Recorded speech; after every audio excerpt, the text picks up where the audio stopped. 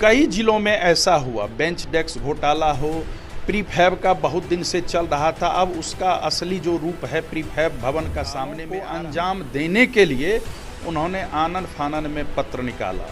1 करोड़ रुपये खर्च हो रहे हैं, लगभग 1 करोड़ या उससे अधिक, लेकिन मात्र 90,000 लड़कों के लिए वो सिस्टम चलाया जा रहा है। थाली की खरीद हुई, 70 रुपये की थाली है और 140 रुपये में माननीय विजय चौधरी जी थे, उन्होंने भी कोई कार्रवाई। निश्चित रूप से ये सब ऐसे किया जा रहा है जैसे लगता है उनके घर का सिलाया कपड़ा देंगे, फिर उसमें घोटाला होगा, गुणवत्ता का घोटाला होगा, कपड़े अच्छे नहीं रहेंगे। अधिकारियों को भी देख लीजिए वो कितने डरे हुए हैं। अधिकारियों का समूह तो रोज गाली सुनता है। जो मार्च का महीना था तो शिक्षा विभाग ने यह सोच करके अपर मुख्य सचिव ने कि हम पैसे का सदुपयोग मार्च के पहले कर लें, लेकिन ये सोच उनकी पहले नहीं हुई, उन्होंने पहले समय पर नहीं सोचा, लेकिन आनन फानन में घोटाले को अंजाम देने के लिए मैं स्पष्टतः कह रहा हूँ, घोटालों को अंजाम देने के लिए उन्होंने आनन फानन में पत्र निकाला। और राज्य के कई जिलों से ये सूचना आई जो कि बेंच डेस्क स्कूल में नहीं गया, लेकिन वेंडर ने पैसा उठा लिया। थाली की खरीद हुई, 70 रुपये की थाली है और 140 रुपये में खरीद की गई, और जिस प्रक्रिया से खरीद की जानी चाहिए था, क्रय किया जाना चाहिए था, उसको किनारे करके बहुत सारे जगह जिला कार्यक्रम पदाधिकारी ने, मुझे तो लगता है भागलपुर में ये मामला जिलाधिकारी के भी संज्ञान में गया है, वो विभाग के भी संज्ञान में आया होगा, और कई जिलों में ऐसा हुआ, बेंच डेस्क घोटाला हो, प्रीफैब का बहुत दिन से चल रहा था, अब उसका असली जो रूप है प्रीफैब भवन का सामने में आ रहा है, कोई उसमें कुछ नहीं है।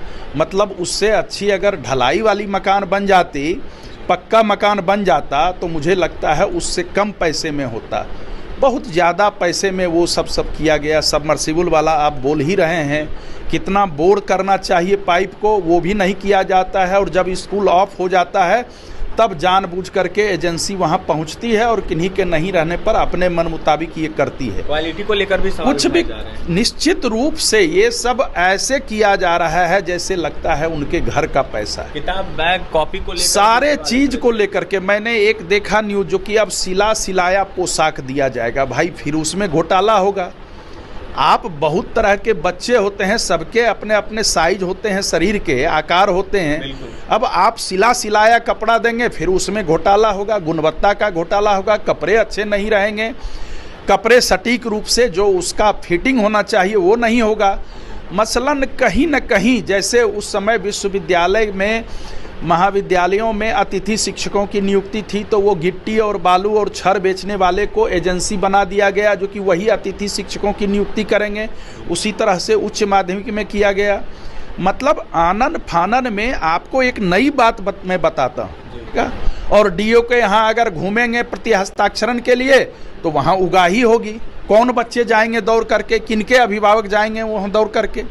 तो कुल मिलाकर के ये घोटाला दर घोटाला और नए नए नियम और कानून बनाने से मुझे लगता है पूरे शिक्षक समाज को तो छोड़ दीजिए, उनका एक अलग वाक़या है, लेकिन छात्र छात्राएं और उनके अभिभावक भी पूर्णतः असहज हो गए हैं, और पूर्णतः इनके मन में है जो कि किस तरह हम शिक्षा बंदी की स्थिति बना दें जो कि कल को ये फिर से पटरी पर नहीं आ सके। मैं तो आपको स्पष्ट बता दूं, जो विधान परिषद में हम लोगों ने उठाया उसके बाद तो कोई कार्रवाई हुई नहीं, लेकिन सभापति महोदय के कक्ष में वो वीडियो भी देखा गया, और सबों ने लगभग बहुत सारे माननीय थे, सभापति महोदय थे, वीडियो भी देखा, लेकिन विभाग की तरफ से कोई कार्रवाई नहीं हुई। तत्कालीन शिक्षा मंत्री माननीय विजय चौधरी जी थे, उन्होंने भी कोई कार्रवाई नहीं की, जबकि सदन में आसन से यह नियमन हुआ था जो कि वीडियो देख करके इस संबंध में जो भी कार्रवाई होगी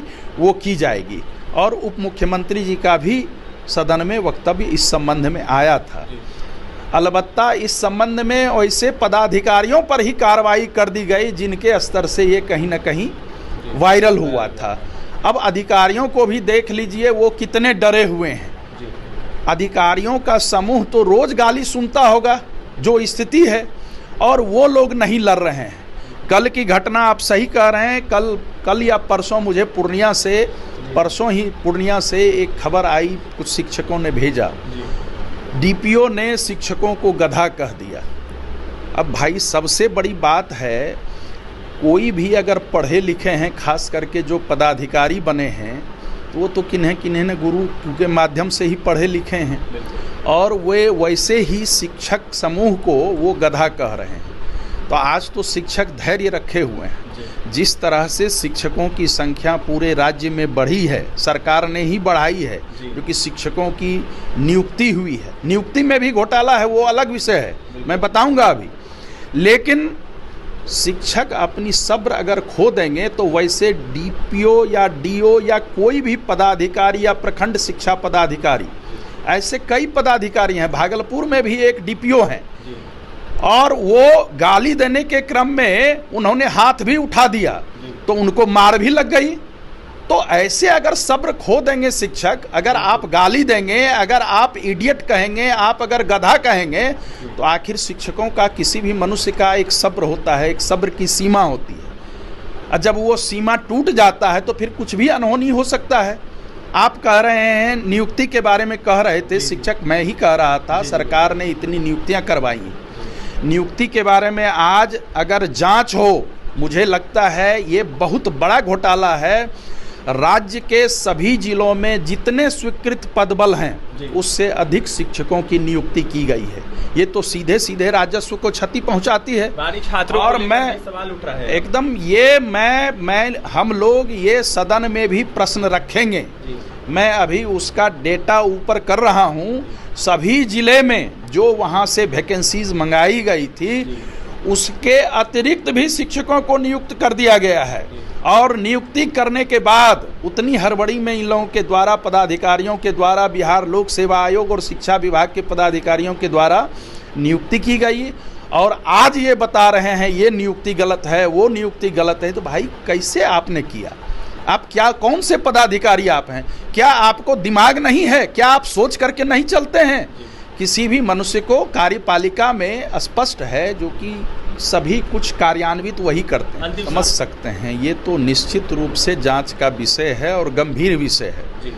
अगर इस तरह से लीक होगा तो मुझे लगता है कोई भी लड़के हैं, कोई भी युवा हैं, कोई भी परीक्षा देते हैं, तो मुझे लगता है उनकी महत्वाकांक्षा जो होती है, हम ये बने वो बने, उनके बीच में ही हत्या हो जाती है।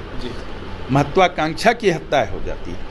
तो ये सब तो रुकना नहीं चाहिए। इसमें सरकार को आगे बढ़ करके एक ऐसे सक्षम एजेंसी से जांच करवाना चाहिए, और दूध का दूध और पानी का पानी करना चाहिए।